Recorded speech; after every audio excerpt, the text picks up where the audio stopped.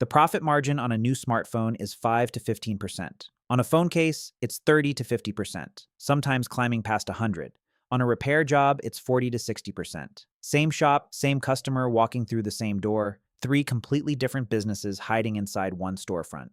Before you open a mobile phone shop, let me tell you something. The phones in the window are not really the product. They're the bait. And the shops that survive on phone sales alone are quietly some of the least profitable retail businesses you can open, while the ones that treat the phone as a doorway into accessories, repairs, and refurbished inventory are running an entirely different, much better business under the exact same sign. By the time this is over, you're going to understand exactly why. When you open a phone shop, you are not opening a phone retailer. You are opening four separate small businesses layered inside one lease. From new device sales, which carry the thinnest margin in the entire operation, accessory retail, repair services, which behave more like a skilled trade than retail, and refurbished device resale, which sits somewhere profitably in between. Most first-time owners plan the business around the first category, and are surprised, sometimes within the first few months, that it's the other three actually keeping the lights on. New phones also depreciate brutally fast sitting in your inventory. A model can lose up to 40% of its value within the first year, and as much as 65% within 2.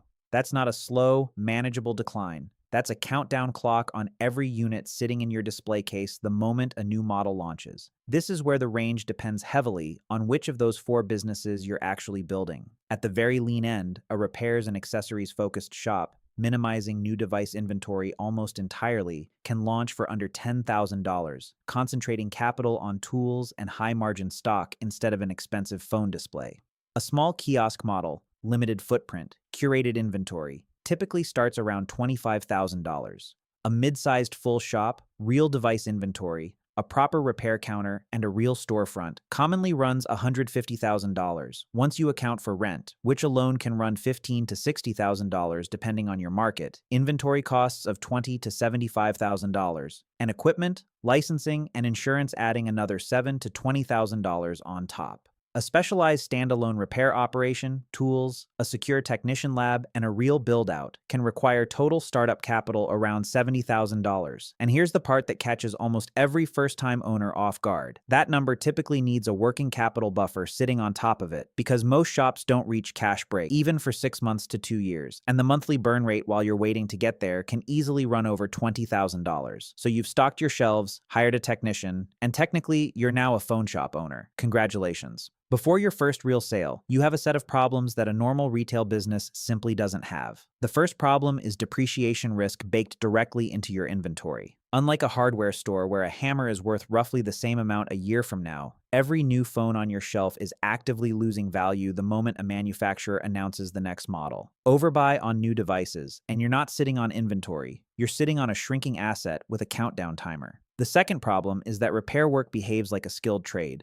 not a retail job. Screen replacements, battery swaps, and port repairs require genuinely trained technicians, specialized tools, and a reliable parts supply chain. A shop that can't consistently source quality parts or keep a skilled technician on staff loses its highest margin revenue category almost overnight. The third problem is manufacturer restrictions and the right to repair landscape, which keeps shifting. Access to genuine parts, diagnostic software, and repair documentation isn't guaranteed the way it would be for an independent business in most other industries. And policy changes in this space can directly affect what repairs you're even able to legally and practically offer. The fourth problem is that your most price-transparent product is also your most visible one. A customer can price check a new iPhone on their own current phone while standing in your store. That kind of transparency is exactly why margins on new devices stay thin industry-wide. No single shop can outprice a market that visible without simply losing money on every unit. Let's say you've solved the big problems. Now let's talk about what it costs every month, regardless of how many phones or repairs you sell. Monthly fixed costs, wages, rent, and overhead for a repair and retail hybrid shop commonly run over $20,000, even before accounting for restocking inventory or sourcing parts. Break-even generally requires 5 to 10 repairs a day, just to cover costs, with 10 to 15 repairs a day needed for genuinely solid profitability, at an average repair ticket commonly landing somewhere between $100 and $200. And this is the part that quietly separates thriving shops from struggling ones. Because new device margin is so thin, your fixed costs are effectively being paid for by your repair bench and your accessory wall, not your phone display case. A shop that treats phone sales as its core revenue engine is trying to cover $20,000 plus monthly overhead with a product carrying single-digit margins, a math problem that gets harder, not easier, as competition and price transparency increase. Here is where the mobile phone shop business gets genuinely interesting, because the entire model flips once you stop thinking of it as a phone store and start thinking of it as a margin-layering business. New phone sales run 5 to 15% margin, industry-wide, structurally, no matter how well you negotiate with suppliers.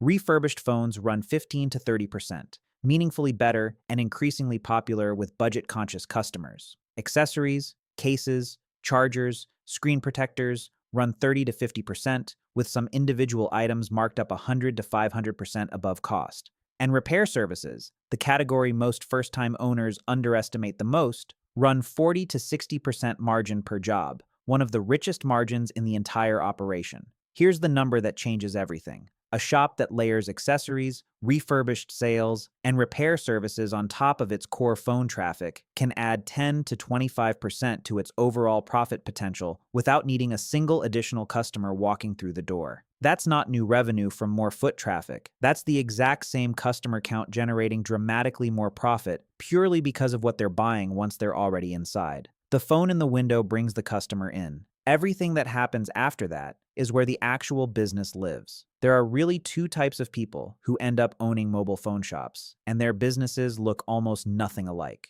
The first is the device-focused retailer, someone whose shop is built primarily around selling new phones, treating accessories and repairs as an afterthought layered on top. This owner is fighting the thinnest margin in the entire industry as their primary revenue source, competing against price-transparent customers and depreciating inventory, with very little room to differentiate on price alone.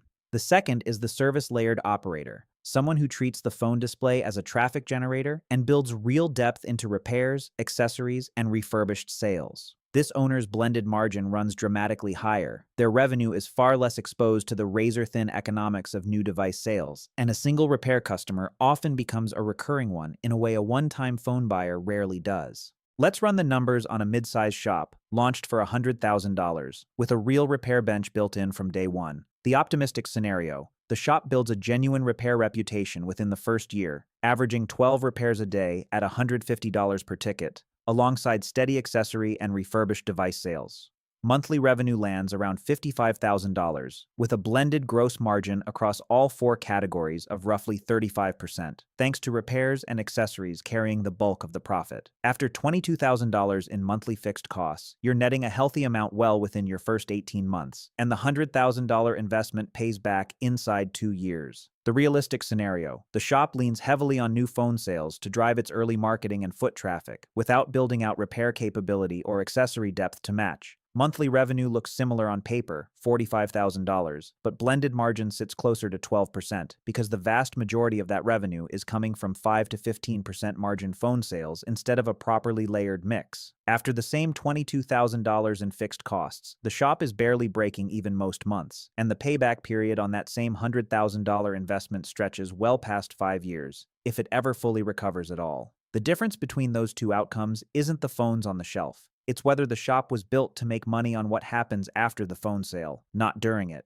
Owning a mobile phone shop is not a device retail business wearing a repair counter as a side hustle. It's a margin-layering business wearing a phone store as its front door, where the product that gets people inside is almost never the product that actually pays the rent. The $10,000 repairs and accessories shop and the $150,000 full retail build are the same business wearing different clothes. A bet that you can turn phone-driven foot traffic into accessory, repair, and refurbished revenue before thin device margins and depreciating inventory quietly erode whatever profit the phone sale itself was ever going to generate.